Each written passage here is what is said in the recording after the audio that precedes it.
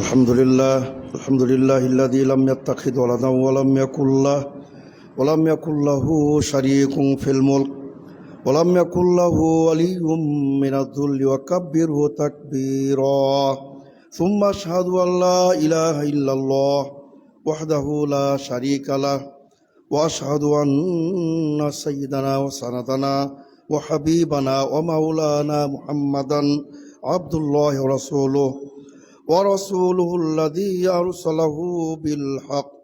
أرسله بالحق بشيرا ونذيرا وداعيا إلى الله بإذنه وسراجا منيرا أما بعد فإن أصدق الحديث كتاب الله وأحسن الهدي هدي محمد صلى الله عليه وسلم وخير الأمور عوازمها وشر الأمور محدثاتها وكل محدثة بدعة وكل بدعة ضلالة وكل ضلالة في النار أما بعد فأعوذ بالله من الشيطان الرجيم وأحل الله البيع وحرم الربا وقال سبحانه وتعالى وآخرون يضربون في الأرض يبتغون من فضل الله আলহামদুলিল্লাহ। সম্মানিত এই বংশাল ঐতিহ্যবাহী ঐতিহাসিক প্রাচীনতম জামে মসজিদের সম্মানিত তাওহীদবাদী মুসলিম ভ্রাতৃমণ্ডলী এবং মুসলিম কেরাম, আলহামদুলিল্লাহ আপনাদের সম্মুখে সূরা আল বাকারা এবং সূরা আল মুজাম্মিলের অত্যন্ত গুরুত্বপূর্ণ দুটো আয়াতে কারিমার অংশ বিশেষ আপনাদের সম্মুখে পেশ করা হয়েছে। ইনশাআল্লাহ মুস্তাআন আয়াতে কারিমা দুটির তাফসীর, বিশ্লেষণ, ব্যাখ্যামূলক কিছু কথা বলার চেষ্টা করব। আমার তৌফিক ইল্লা বিল্লাহ। সম্মানিত সুধীবৃন্দ, বংশাল পুরান ঢাকার অত্যন্ত ঘনবসতি, কোলাহলপূর্ণ এবং অন্যতম প্রধান বাণিজ্য কেন্দ্র। এখানে বিশেষ করে বিভিন্ন সাইকেল, মোটরসাইকেল এবং যন্ত্রাংশ, রেক্সিন, ফ্লোর ম্যাট এগুলোর জন্য বিখ্যাত হলেও আসলে বংশাল কিন্তু অন্য একটি কারণে বিখ্যাত। সেটা হলো যে বাংলাদেশে প্রায় 4 কোটি তাওহীদি জনতার, 4 কোটি আহলাদিসের এটা প্রধান কেন্দ্রীয় মসজিদ। এটা কিন্তু সবচেয়ে বড় এই মসজিদের বৈশিষ্ট্য, আলহামদুলিল্লাহ। আর এখানে বিশেষ করে আজকে এখানে সমবেত অধিকাংশ মুসল্লিন কেরাম তারা বিভিন্ন ব্যবসা বাণিজ্যের সাথে তারা সম্পৃক্ত।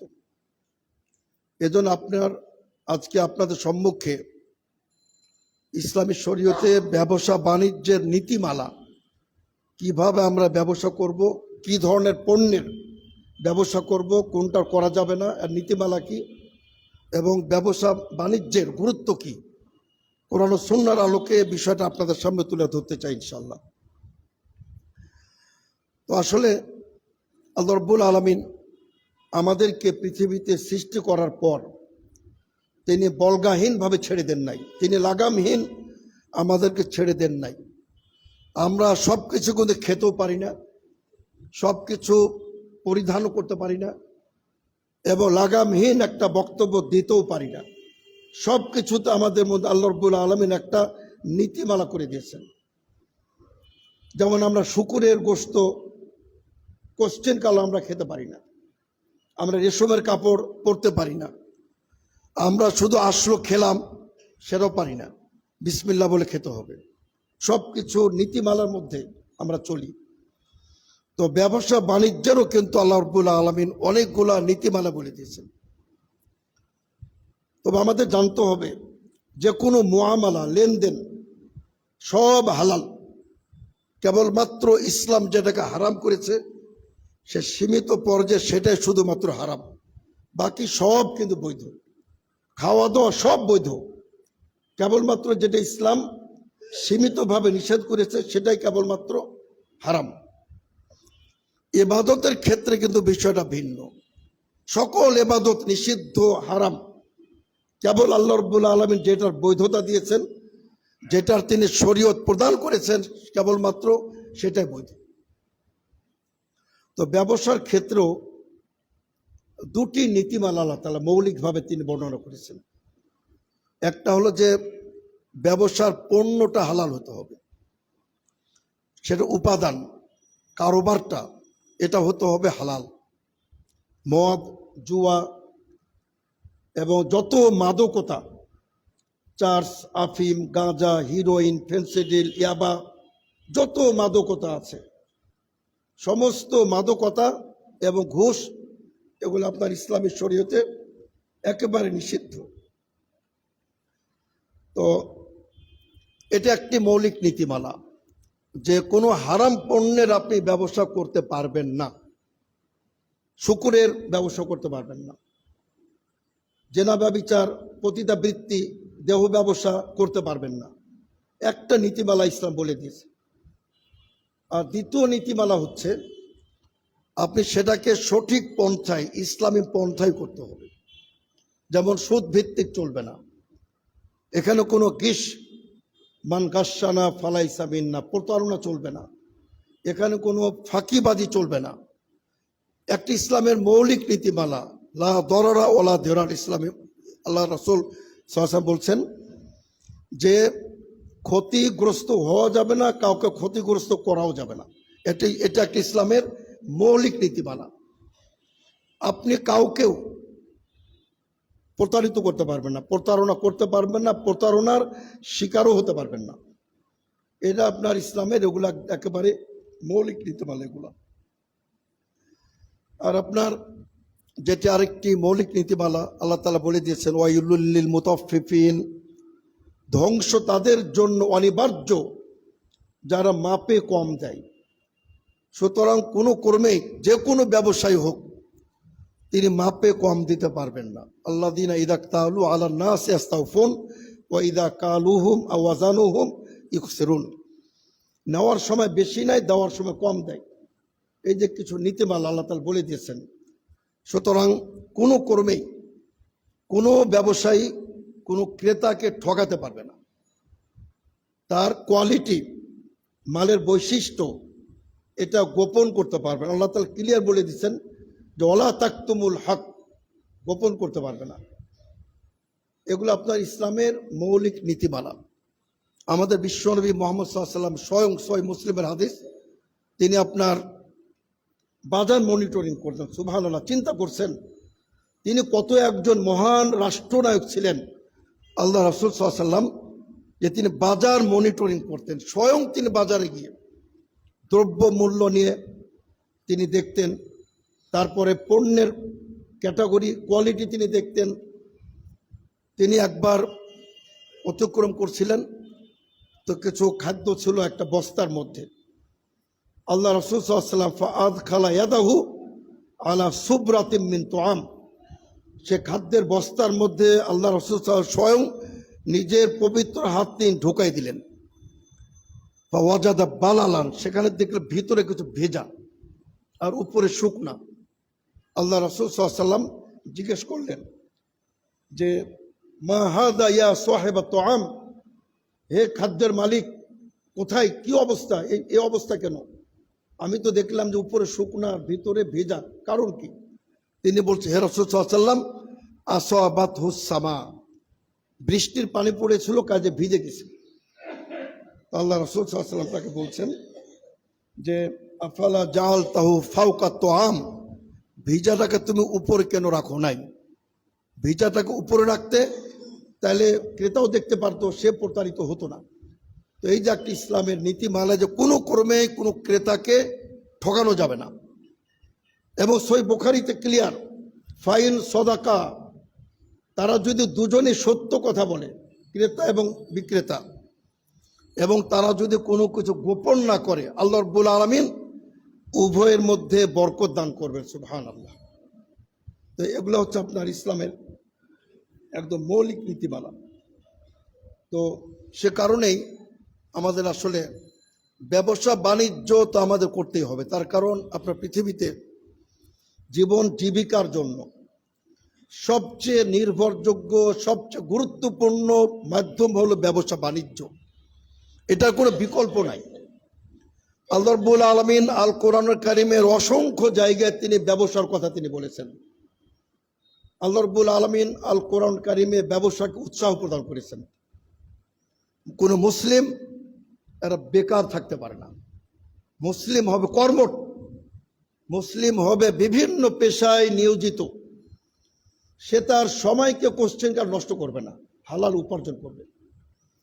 হালাল উপার্জনের বিষয়ে আল্লাহ রাসূল সাল্লাল্লাহু আলাইহি ওয়াসাল্লাম অনেক গুরুত্ব প্রদান করেছেন। বলা হয় রাসূল সাল্লাল্লাহু আলাইহি ওয়াসাল্লাম আইয়ুল কাসবি আতিয়াব, সবচেয়ে উত্তম উপার্জন কোনটা? আল্লাহ রাসূল সাল্লাল্লাহু আলাইহি ওয়াসাল্লাম বলেছেন আমালু রাজুলি বিয়াদিহি, মানুষ যেটা নিজ হাতে উপার্জন করে এটা সবচেয়ে পবিত্র।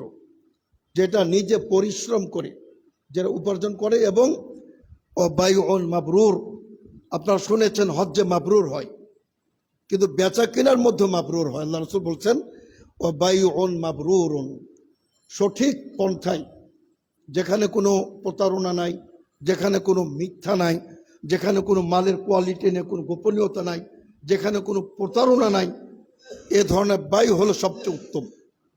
এবং আল্লাহ রাসূল সাল্লাল্লাহু আলাইহি ওয়াসাল্লাম এ ধরনের বিক্রেতার জন্য তিনি দোয়া করেছেন। তো সুতরাং আমাদের আপনার অবশ্যই বিভিন্ন ব্যবসা বাণিজ্যে আমরা মনে করি যে মুসলমানদের আসলে দুটি কাজ মৌলিকভাবে।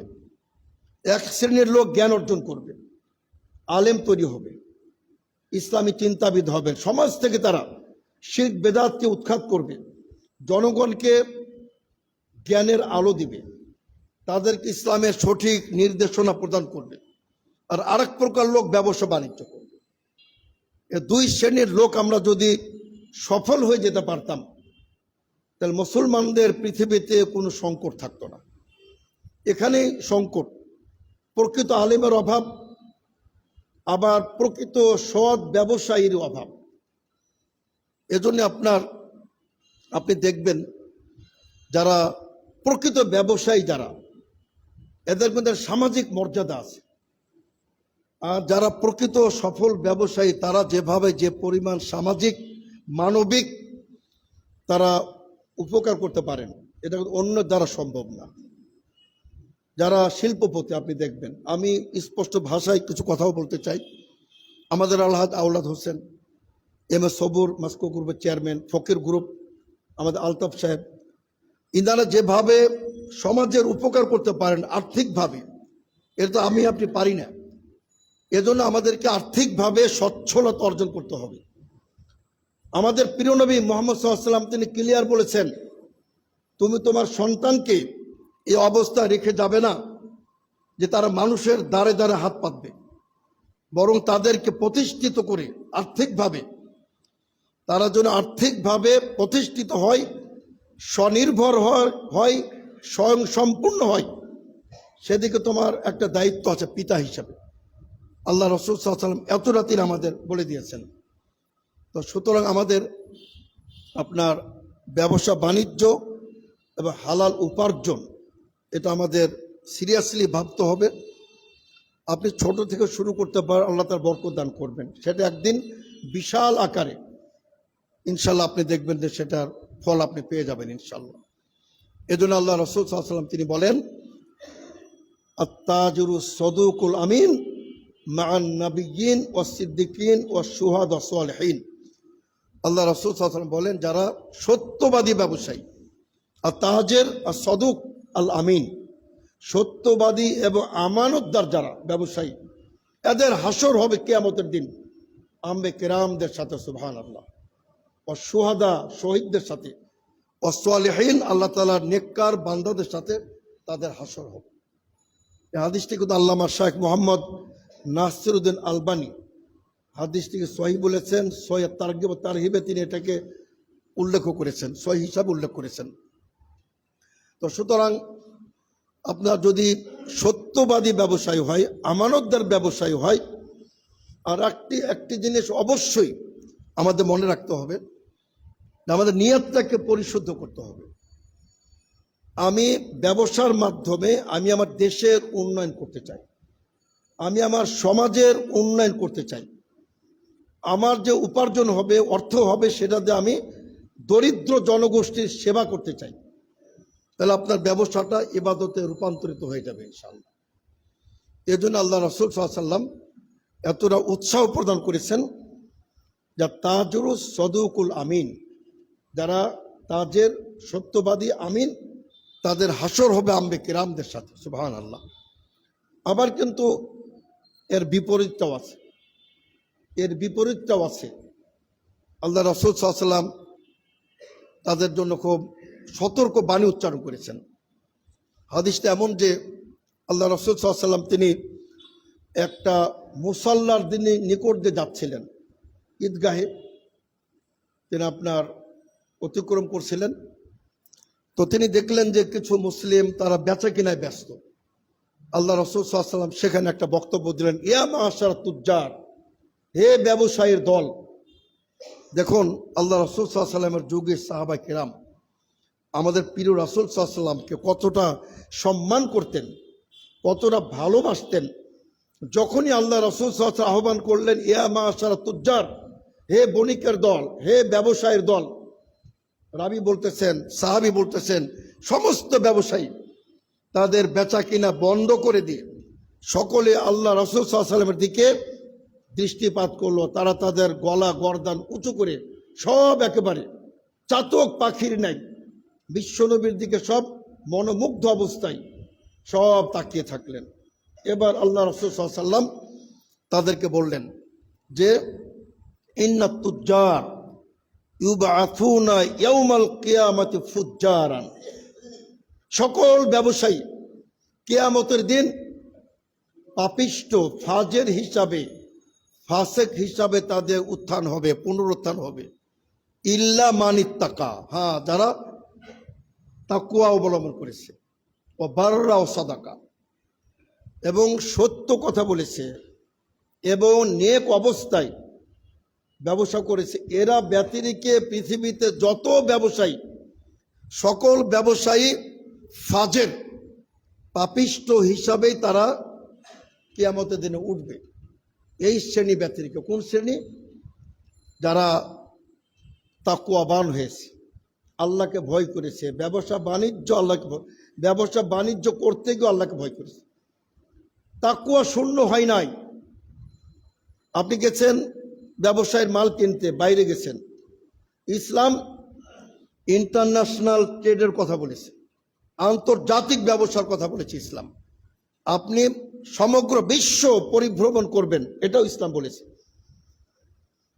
আমি একটা আয়াত আপনাদের সামনে পড়ে তাহলে স্পষ্ট বুঝতে পারবেন। আল্লাহ তাআলা ক্লিয়ার বলছেন যে ওমা ইয়াস্তাবিল বাহরান হাযা আযবুন ফুরাত সাইগুন শারাবুহু ওয়া হাযা মিলহুন উজাদ।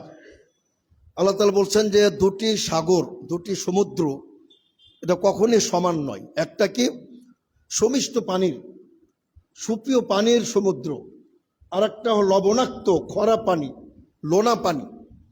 এ দুটো সমুদ্র সাগর কখনোই এক সমান হতে পারে না। কিন্তু আল্লাহ তাআলা বলছেন যে তোমাদের উচিত হবে অমিন কুল্লিন তাকুলুনা লাহমান তরিয়ান, তোমরা উভয় থেকে তোমরা তাজা মৎস্য তোমরা ভক্ষণ করে থাকো।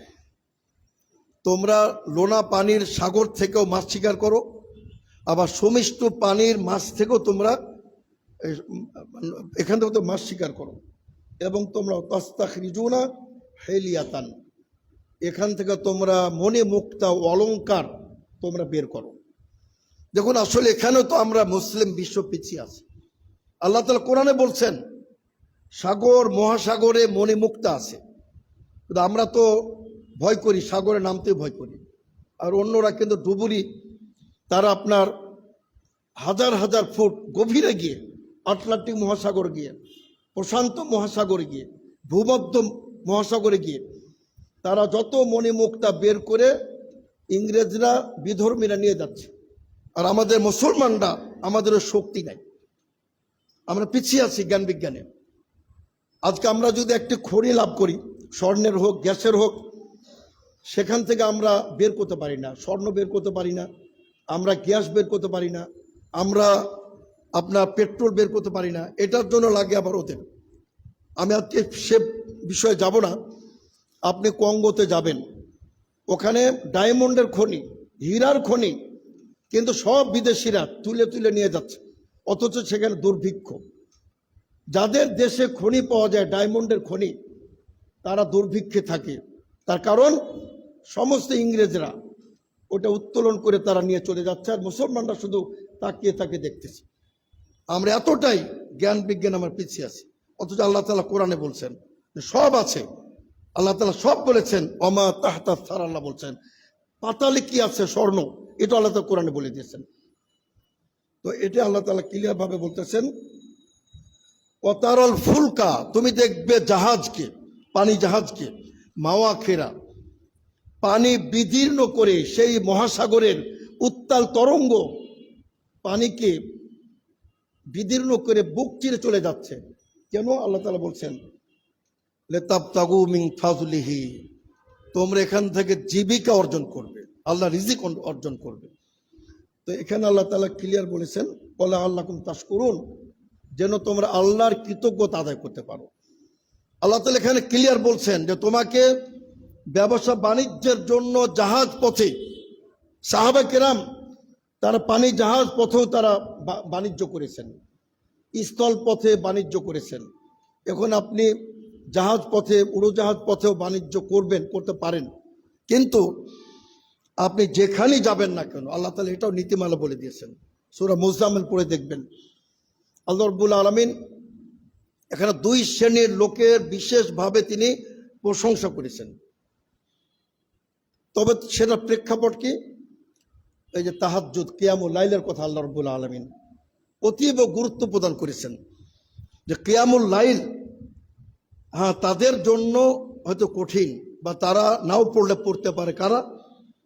যারা সফরে থাকবে এবং যারা জেহাদে থাকবে, এরা কিয়ামুল লাইল করতে পারবে না, তাদের জন্য কষ্টকর হবে। কিন্তু আল্লাহ তাআলা সেখানে বলছেন, ফাকরাউ মা তায়াসসারা মিনহু, অল্প হলেও, সামান্য হলেও সেখানে তোমাকে কোরআন তেলাওয়াত করতে হবে। সুবহানাল্লাহ।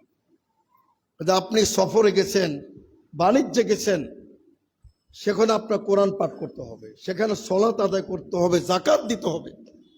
আপনি ইউরোপে গেছেন, ইউরোপিয়ান সেজে গেছেন, ইংরেজ সেজে গেছেন, নামাজ নাই, রোজা নাই, অশ্লীলতায় ডুবে গেছেন, তাহলে আপনি কিসের মুসলিম থাকলেন? আপনার আইডেন্টিটি, আপনার স্বকীয়তা, আপনার পরিচিতি, এটা আপনার সর্বত্র আপনার এটা বহাল রাখতে হবে।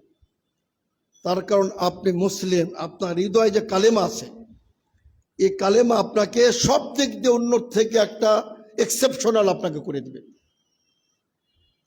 তো সেটা আল্লাহ তাআলা বিশেষভাবে তিনি বলছেন যে দুই শ্রেণীর লোক তারা ভ্রমণ করে, পরিভ্রমণ করে। আল্লাহ তাআলা দুই শ্রেণীর লোককে অত্যন্ত পছন্দ করেন। এক প্রকার কি?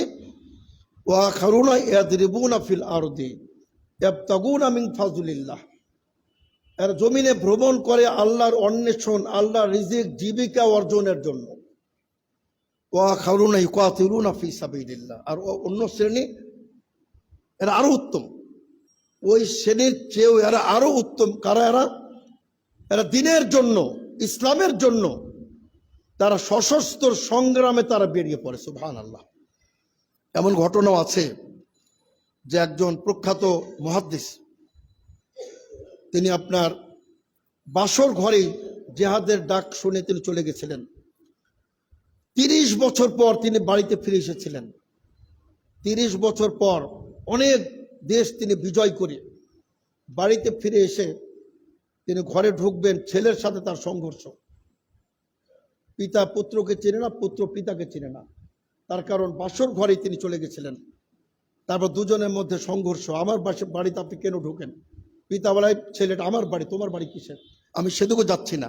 এক কথা বলতে চাচ্ছি যে আমাদের সাহাবা কেরাম, আমাদের পূর্বপুরুষগণ, তারা নিজের জীবন পর্যন্ত দিয়েছেন, সারা জীবন তারা সংগ্রাম করেছেন, তারা যে জেহাদের ময়দানে তারা ছিলেন।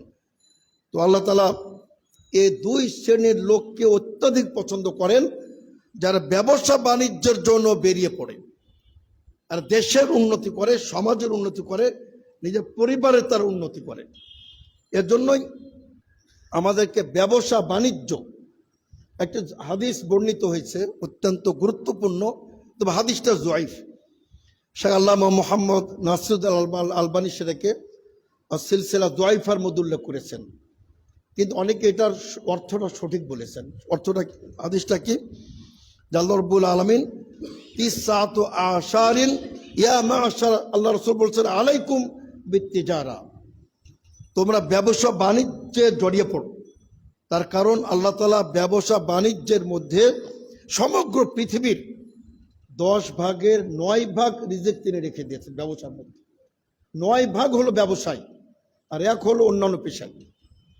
হাদিসটা জয়ীফ, তারপরও এটার অর্থ অনেকে সঠিক বলেছেন। তো এই জন্যই সম্মানিত সুধীবৃন্দু, আমাদের মুসলিমদের বিশেষ করে তরুণদের, যারা লেখাপড়া দুর্বল থাকবে, লেখাপড়া করতে পারবে না, তারা ব্যবসা চলে যাবে, কিন্তু বেকার থাকবে না।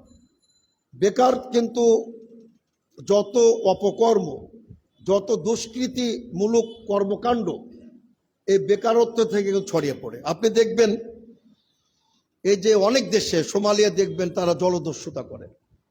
এই যে কিছুদিন পূর্বে আমাদের একটা জাহাজ তারা থামিয়ে দিয়েছিল, আটক করেছিল। এসব হয় কেন? এগুলো দুর্ভিক্ষ থেকে, অভাব থেকে। মানুষ যখন অভাবে পড়ে তখন কিন্তু মানুষ চুরি করে। একজন সতী মেয়ে তার সতীত্ব বিক্রি করে অভাবে। আপনি দেখবেন অনেকে কিন্তু চরিত্রহীনা নয়, কিন্তু পেটের দায়ে অনেকে কিন্তু ওই পথে নেমে পড়ে। কিন্তু আমরা যদি তাদেরকে সঠিকভাবে ব্যবসা বাণিজ্য দিতে পারতাম, আর বিশেষ করে আপনি যে সম্পদ অর্জন করলেন, এটা যদি আমরা সঠিকভাবে জাকাত দিতে পারতাম, আজকে যদি জাকাত ভিত্তিক যদি একটি সমাজ ব্যবস্থা আমরা কায়েম করতে পারতাম, তবে অটোমেটিক দেখতে বাংলাদেশ থেকে এ সমস্ত আপনার যে মানে পাপাচারগুলি, দুষ্কৃত কর্ম, অপরাধগুলি কিন্তু কমে যেত।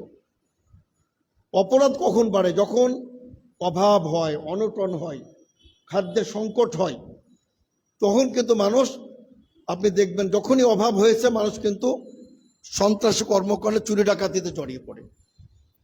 এজন্য একটি দেশকে স্বনির্ভর করতে হলে, একটি দেশকে সম্পদশালী করতে হলে, এটা আপনার বাণিজ্য, এটাকে শক্তিশালী করতে হবে। আর এটা সরকারও দায়িত্ব আছে, সরকারও দায়িত্ব হবে যে সুদ মুক্ত। আমরা তো আসলে কল্পনা করতে পারি না, যেহেতু সুদ ভিত্তিক অর্থনীতি ব্যবস্থা আমাদের, কিন্তু সরকার যদি সুদ মুক্ত কিছু ক্ষুদ্র ঋণ বিশেষ করে যদি সুদ মুক্ত হয়, তাহলে কিন্তু অনেকে কিন্তু আল্লাহর রহমতে দেখবেন যে তারা উঠে দাঁড়াবে ইনশাল্লাহ। তারা দেশকে, জাতিকে তারা অনেকটাই সমৃদ্ধ তারা করতে পারবে। এই জন্য আমি যে কথাটা বলতে চাচ্ছি সম্মানিত সুধীবৃন্দু, যে আল্লাহ তাআলা টোটালিভাবে কিন্তু সুদকে তিনি হারাম করেছেন। ও আহাল্লাল্লাহুল বাইআ ওয়া হারামার রিবা, আল্লাহ তাআলা ক্লিয়ার বলছেন, আল্লাহ তাআলা বেচা কিনা, ব্যবসা বাণিজ্যকে তিনি হালাল করেছেন। পক্ষান্তরে সুদ ভিত্তিক যেটা, এটাকে তিনি টোটালি তিনি হারাম করে দিয়েছেন। তো আমরা অবশ্যই আমরা যথাসাধ্য, সাধ্য মতো আমরা আমাদের মানে আপনার সুদকে আমরা অবশ্যই বর্জন করব। একজন মুসলিম আপনার সুদের সাথে জড়িত থাকতে পারে না। আর আল্লাহ রাব্বুল আলামিন তিনি স্পষ্ট ভাষায় তিনি সূরাতুল জুমার মধ্যে তিনি বলছেন যে ফাইদা কুজিয়াতিস সালাতু ফান্তাশিরু ফিল আরদ ওয়াবতাগু মিন ফাদলিল্লাহ ওয়াযকুরুল্লাহা কাসীরা লাআল্লাকুম তুফলিহুন। আল্লাহ রাব্বুল আলামিন বলছেন, এই আজকে জুমার দিন আমরা এসেছি, আলহামদুলিল্লাহ আমরা এখানে জুমার সালাতে এসেছি। আল্লাহ তাআলা এতটা তিনি বলেছেন, ফাইদা কুজিয়াতিস সালাত, জুমার সালাতের যখন সমাপ্তি ঘটবে, যখন তোমরা জুমার সালাত পড়ে বেরিয়ে পড়বে, ফান্তাশিরু ফিল আরদি, পৃথিবীতে ছড়িয়ে পড়ো এবং আল্লাহ রিজিকের অন্বেষণ করো। এজন্যই শুক্রবারে ব্যবসা বাণিজ্য করা যাবে না, শুক্রবারে টোটাল আমি দোকান বন্ধই করে দেব, এই নীতিটাও কিন্তু ঠিক না। আল্লাহ তাআলা সূরাতুল জুমার মধ্যে বলতেছেন, জুমার সালাতের পরে বেরিয়ে পড়ো, ব্যবসা বাণিজ্য করো, দোকানপাট খুলে দাও। কাজে আপনার যদি একটা মার্কেটের নীতিমালা থাকে সেটা ভিন্ন, যে আপনি শুক্রবারে এই মার্কেট খুলতে পারবেন না, কোথাও আছে মঙ্গলবারে আপনি মার্কেট খুলতে পারবেন না, কোথাও আছে বুধবারে, সেটা একটা ভিন্ন, যে একটা মার্কেটের আইন আমাদের মান্য করতে হয়। কিন্তু আপনি শুক্রবারে শুধু রেস্টেই থাকবেন, কোনো দোকান খুলবেন না, এই মানসিকতাটা, এটা কিন্তু কোরআন সুন্নাহ বিরোধী। আল্লাহ তাআলা এ কথাই তিনি বলছেন যে শুক্রবারের দিনেও বেরিয়ে পড়বে আর আল্লাহ রিজিকের অন্বেষণ করবে। আল্লাহ তাআলা শুক্রবারে ইনশাল্লাহ আপনাকে বেশি বরকত দান করবেন ইনশাল্লাহ, যেহেতু আল্লাহ তাআলা ক্লিয়ার তিনি সেভাবে বলেছেন।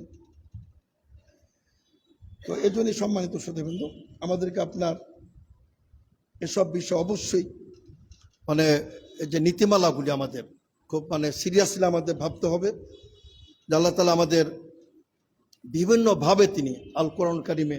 আর আরেকটি বিষয় দেখুন, যে আমাদের সাহাবা কেরাম উমর রাদিয়াল্লাহু আনহু তিনি ব্যবসা করেছেন, আর আমাদের প্রিয় রাসূল মুহাম্মদ সাল্লাল্লাহু আলাইহি ওয়াসাল্লাম তিনি তো আসলে সকলের পথিকৃৎ, তিনি সকলের জন্য মডেল কিয়ামত পর্যন্ত। লাকাদ কানা লাকুম ফি রাসূলিল্লাহি উসওয়াতুন হাসানাহ, আল্লাহ তাআলা বলছেন তিনি তোমাদের সকলের জন্য আদর্শ মডেল। কাদের জন্য? লিমান কানা ইয়ারজুল্লাহ, যারা আল্লাহকে পেতে চায় এবং যারা পরকালকে বিশ্বাস করে এবং যারা আল্লাহর বেশি বেশি স্মরণ করে, তাদের জন্য সবচেয়ে মডেল হলো আল্লাহ রাসূল সাল্লাল্লাহু আলাইহি ওয়াসাল্লাম। আমাদের প্রিয় নবী মুহাম্মদ সাল্লাল্লাহু আলাইহি ওয়াসাল্লাম তিনি স্বয়ং ব্যবসা করেছেন। তিনি তার স্ত্রী খাদিজাতুল কুবরা উম্মুল মুমিনিন রাদিয়াল্লাহু আনহা তখনও তার সাথে বিবাহ করেন নাই, বিবাহ বন্ধন আবদ্ধ হন নাই, কিন্তু তার সাথে তিনি মুদারাবা ভিত্তিতে, এই যে ইসলামী ব্যাংকিংয়ের প্রধান বৈশিষ্ট্য যে মুদারাবা, একজনের অর্থ আর একজন সেটা আপনার ব্যবসা খাটাবে, তারপরে চুক্তি ভিত্তিক তাদের একটা লভ্যাংশ, কে কত পার্সেন্ট নিবে, এটাকে বলা হয় ভাই মুদারাবা। তো মুদারাবা সিস্টেমটা আল্লাহ রাসূল সাল্লাল্লাহু আলাইহি ওয়াসাল্লাম সর্বপ্রথম স্বয়ং তিনি চালু করেছেন। তো কাজে আল্লাহ রাসূল সাল্লাল্লাহু আলাইহি ওয়াসাল্লাম তিনি শাম গেছেন, তারপরে সিরিয়া গেছেন, ইয়ামান গেছেন, ব্যবসায় কাজে কিন্তু আল্লাহ রাসূল সাল্লাল্লাহু আলাইহি ওয়াসাল্লাম স্বয়ং তিনি ব্যবসা করেছেন এবং এতই তিনি বরকত লাভ করেছিলেন, এতটা তিনি ব্যবসায় সফল হয়েছিলেন, এত অত্যাধিক লাভ হয়েছিল যে খাদিজাতুল কুবরা রাদিয়াল্লাহু আনহা এত বড় তিনি ব্যবসায়ী ছিলেন, সম্ভ্রান্ত নারী ছিলেন। আল্লাহ রাসূল সাল্লাল্লাহু আলাইহি ওয়াসাল্লামের সততায় মুগ্ধ হয়ে তিনি আমাদের প্রিয় নবী মুহাম্মদ সাল্লাল্লাহু আলাইহি ওয়াসাল্লামকে তিনি বিয়ের প্রস্তাব দিয়েছিলেন। সুবহানাল্লাহ। তো তিনি দেখেছিলেন যে একজন ব্যবসায়ী এতটা কিভাবে সৎ হতে পারে, যে তিনি আপনার একটি টাকাও তিনি আত্মসাৎ করেননি, তিনি একটি টাকা রাখেন নাই। আবার দেখুন সেই খাদিজাতুল কুবরা রাদিয়াল্লাহু আনহা তিনি ইসলামের জন্য, আমাদের রাসূলের জন্য তার সমস্ত সম্পদ তিনি ইসলামের জন্য বিলিয়ে দিয়েছিলেন। সুবহানাল্লাহ। এজন্যই সম্মানিত শ্রোতাবৃন্দ, আমাদের আপনার ব্যবসা বাণিজ্য অবশ্যই আমাদের করতে হবে এবং সেটা আমাদের সিরিয়াসলি ভাবতে হবে যে আমি এখান থেকে আমি সমাজের উন্নতি করব। এই যে আমাদের শীতার্ত গরিব দেশ, আমাদের দেশ বন্যায় আক্রান্ত হয়, মহাপ্লাবন হয়, দুর্যোগ হয়।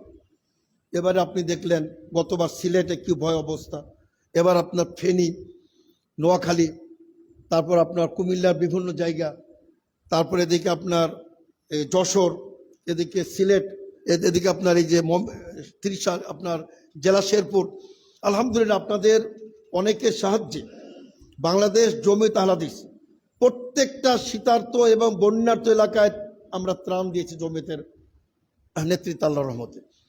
তা আমি বলতে চাচ্ছি যে আপনি এ ধরনের মানসিকতা রাখবেন যে আপনি যখন ভালো উপার্জন করবেন, দেশের মানুষের মধ্যে যারা শীতার্ত শীতবস্ত্র বিতরণ করবেন, যারা বন্যার্ত ওখানে আপনি ত্রাণ দিবেন, এই ধরনের মানসিকতা রেখে আমাদের ব্যবসা বাণিজ্য করা উচিত। আপনাদের সম্মুখে আমি একটা অত্যন্ত গুরুত্বপূর্ণ একটা হাদিস সহিহ মুসলিমের আপনাদের সামনে পেশ করতে চাই। আল্লাহ রাসূল সাল্লাল্লাহু আলাইহি ওয়াসাল্লাম তিনি বলেন যে সালাসাতুন লা ইয়াকাল্লিমুহুমুল্লাহ ওয়া লা ইয়ানজুরু ইলাইহিম ওয়া লা ইউযাক্কিহিম ওয়া লাহুম আযাবুন আলীম।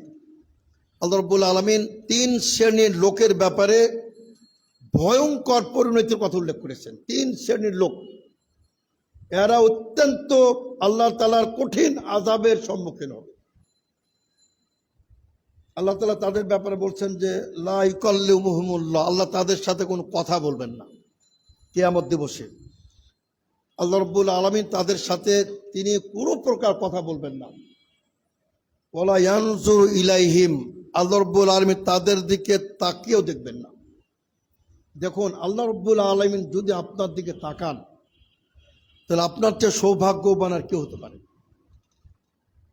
এটা কিন্তু সহিহ বুখারীতে বর্ণিত হয়েছে যে আপনি যখন সলাতে থাকেন, আল্লাহ রাব্বুল আলামিন আপনার দিকে চেয়ে তাকিয়ে দেখতে থাকেন। সুবহানাল্লাহ। মা লাম ইয়ালতাফিত, যতক্ষণ পর্যন্ত আপনি আপনার দৃষ্টিটা এদিকে দিকে না ফিরাবেন, আল্লাহ তাআলা আপনার দিকে তাকিয়ে থাকেন। এজন্য আপনি সেজদার দিকে আপনার দৃষ্টিটা নিবদ্ধ রাখবেন। কিন্তু যখন আমরা নাউজুবিল্লাহ উপরে তাকাই, ডানে তাকাই, বামে তাকাই, অনেক মুসল্লি দেখবেন তারা সলাতে দাঁড়িয়ে ডানে বামে তাকায়, তখন আল্লাহ রাব্বুল আলামিন তার দৃষ্টিতে ফিরিয়ে নেন, তখন তার দিকে তাকান না তিনি। তো আল্লাহ তাআলা যখন আমাদের দিকে তাকাবেন, তার মানে আমরা পরম সৌভাগ্যবানদের অন্তর্ভুক্ত হয়ে যাব।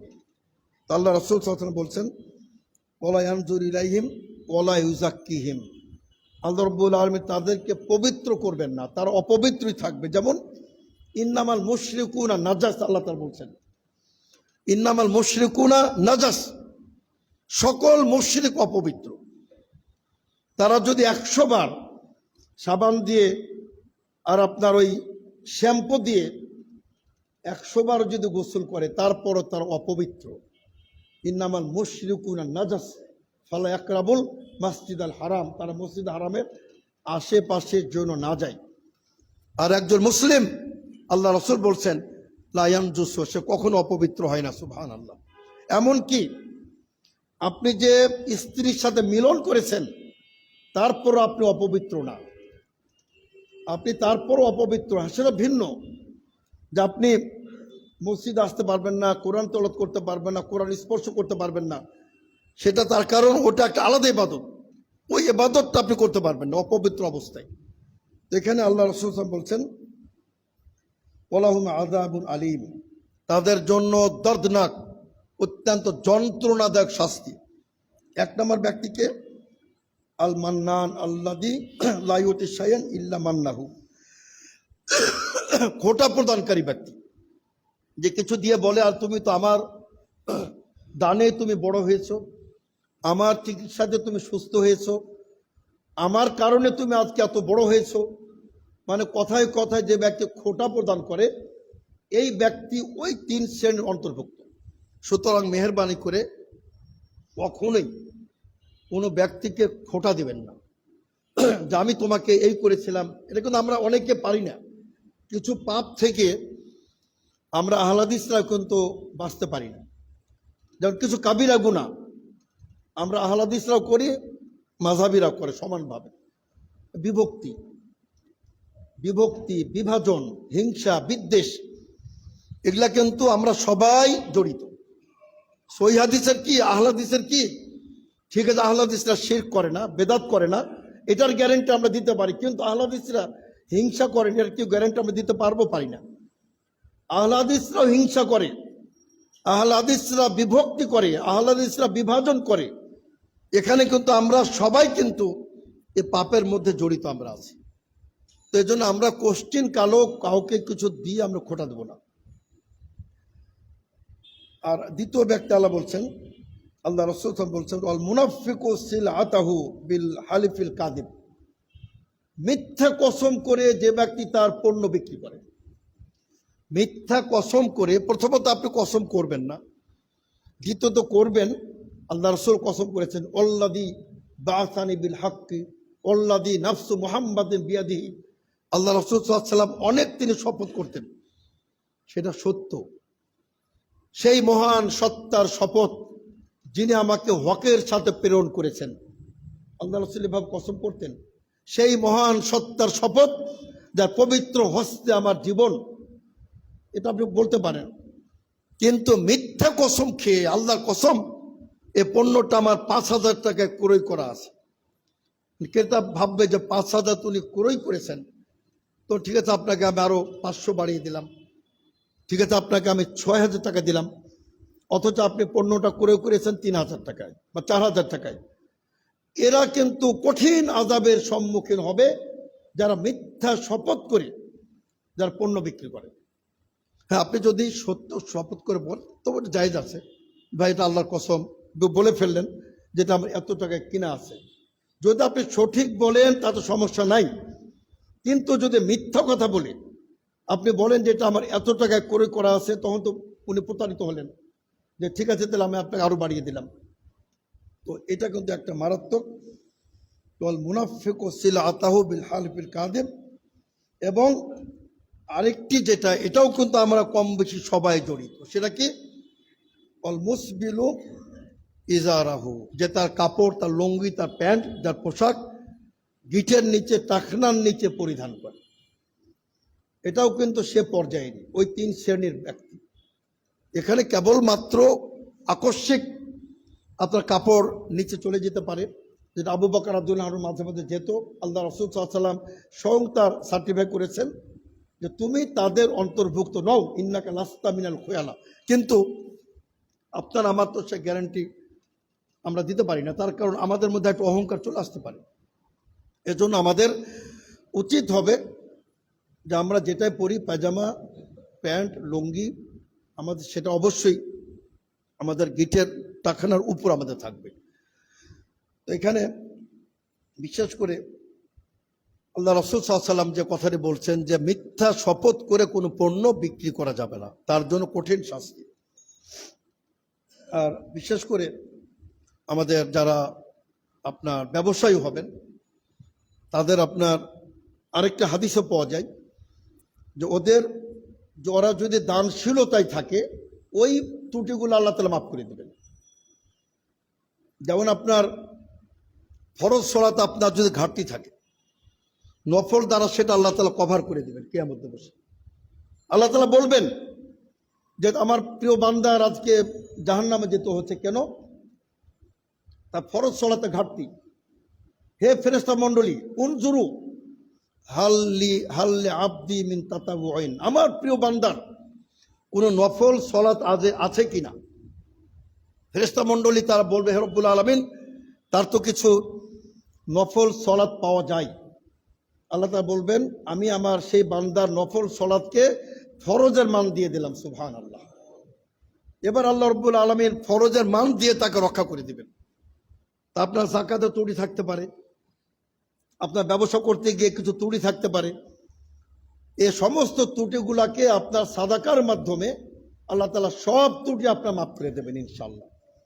এজন্য আমাদের এটাও লক্ষ্য রাখতে হবে যে আমাদের অধীনস্থ যারা, আমাদের সমাজে যারা আপনার অভাবগ্রস্ত, যারা বিশেষ করে এতিম, বিধবা, দরিদ্র, অসহায় যারা, তাদের প্রতি আমার আপনার কিছু করণীয় আছে, কিছু আমাদের দায়িত্ববোধ আছে। এজন্য আমাদের তাদের প্রতি দানশীলতার হাতকে আমাদের সবসময় প্রসারিত করতে হবে।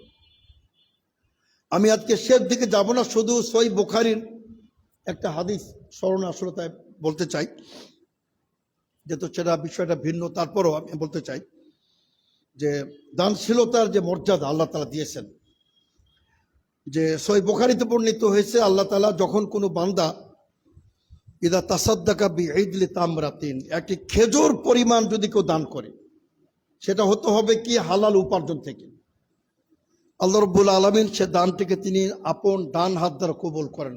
সুবহানাল্লাহ। আল্লাহ তাআলা ডান হাত দ্বারা সেটাকে কবুল করে নেন, অতঃপর আল্লাহ রাব্বুল আলামিন ইউরাব্বিহা, সেটাকে তিনি বর্ধিত করেন, বাড়াতে থাকেন। এবং আল্লাহ রাসূল সাল্লাল্লাহু আলাইহি ওয়াসাল্লাম দৃষ্টান্ত দিচ্ছেন যে তোমরা যেভাবে ছোট্ট ছাগলের বাচ্চা, উটের বাচ্চা, হরিণের বাচ্চাকে বড় করতে থাকো, এইভাবে আল্লাহ রাব্বুল আলামিন তোমার ওই খেজুর সমপরিমাণ দানটাকে তিনি বাড়াতে থাকেন। হাত্তা তাসিরা কাল জাবাল, সেটা পাহাড় সমপরিমাণ হয়ে যায়। সুবহানাল্লাহ। এটা কিন্তু সহিহ বুখারীর হাদিস। এই জন্য আমাদের সম্মানিত সুধীবৃন্দ, এই কথা আল্লাহ তাআলা বলছেন যে আমহাকুল্লাহু রিবা ওয়া ইউরবি সাদাকাত। আল্লাহ বলছেন আল্লাহ তাআলা সুদকে হ্রাস করিয়ে দেন। সুদকে তিনি নিশ্চিহ্ন করে দেন, সুদকে মিটিয়ে দেন। আজকে আপনি সুদ খেয়ে মহাজন হয়ে গেছেন, সুদ খেয়ে অনেক বড় শিল্পপতি হয়েছেন। প্রথমত কিয়ামত দিবসে ধরা সেটা ভিন্ন কথা, এই পৃথিবীতেও আল্লাহ রাব্বুল আলামিন আপনার তিনি রোগ দিবেন, ব্যাধি দিবেন, আপনি সেটা চিকিৎসা করতে সেই এলিজাবেথ, সিঙ্গাপুর, ব্যাংকক, বিভিন্ন দেশ ঘুরবেন, আপনার টাকা পয়সা সব সেখানে আল্লাহ তাআলা ব্যয় করিয়ে দেবেন। এই জন্য আল্লাহ তাআলা বলছেন হাকুল্লাহ রিবা ওয়া ইউরবি সদাকা, সদকাকে আল্লাহ রাব্বুল আলামিন সাদকাকে তিনি বাড়িয়ে দেন। এই জন্য সম্মানিত সুধীবৃন্দ, আমি সংক্ষিপ্ত সময় শুধু আপনাদের নিকট আহ্বান জানাতে চাই যে আসুন আমরা প্রথম কথা যে আমরা হালাল উপার্জন করব। আমরা জীবনেও হারাম ভক্ষণ করব না। আপনি মনে রাখবেন, হারাম ভক্ষণ করলে আল্লাহ তাআলা হজও কবুল করবেন না। যখন একজন মানুষ বলবে লব্বাইক আল্লাহ লব্বাইক, ফেরেশতা মণ্ডলী বলবেন লা লব্বাইক ওয়ালা সা'দাইকা, তোমার কোনো লব্বাইক দরকার নেই, যাও ফিরে যাও, তুমি তো হারাম টাকার, ঘুষের টাকার, সুদের টাকার, চুরির টাকার, দুর্নীতির টাকার তুমি আসছো হজ করতে, লব্বাইক করতে, তোমার লব্বাইকের কোনো প্রয়োজনীয়তা নাই। এজন্য আমরা অল্প খাবো কিন্তু হালাল খাবো, মনে রাখতে হবে। আপনার হারাম কোশ্চেন কালো, একজন মুমিন হারাম খাবে, সেটা সহিহ মুসলিমের হাদিস যে ওই ব্যক্তির কোনো দোয়াও কবুল হবে না। যে ব্যক্তি হারাম খেয়ে আল্লাহর কাছে হাত উত্তোলন করে বা আল্লাহর কাছে দোয়া করে, ওই ব্যক্তির কোনো দোয়াও আল্লাহ রাব্বুল আলামিন কবুল করবেন না। এজন্য আসুন আমরা ইনশাল্লাহ প্রথমত আমরা উপার্জন করব, আমরা আমাদের সন্তানাদিকে লালন পালন করব। আপনার সন্তানকে তারবিয়ত দিতেও টাকা পয়সা লাগে, আপনি সেটা কোথায় পাবেন? পরীক্ষা ফি লাগে, মাসিক টিউশন ফি লাগে, স্কুলে ভর্তি ফি লাগে। তা আপনি যদি নিজে বেকার থাকেন, আপনার ছেলেমেয়েরা তো মানুষ হতে পারবে না। এজন্য আমাদেরকে স্বনির্ভরতা অর্জন করতে হবে, উপার্জন করতে হবে। আল্লাহ তাআলা আমাদের সকলকে তিনি তার দ্বীনের পথে, ইসলামী শরীয়তের আহকামের বিধিবিধান মোতাবেক আল্লাহ তাআলা আমাদেরকে হালাল রুজির তিনি তৌফিক দান করুন, আল্লাহুম্মা আমিন। বারাকাল্লাহু লানা ওয়া লাকুম ফিল কুরআনিল আযীম ওয়া নাফা'ানা ওয়া ইয়্যাকুম বিল আয়াতিল মুতাহাদ্দিকিল হাকীম ইন্নাহু তাআলা জাওয়াদুন কারীম কারীমুম মালিকুম বারুর রাউফুর রহিম।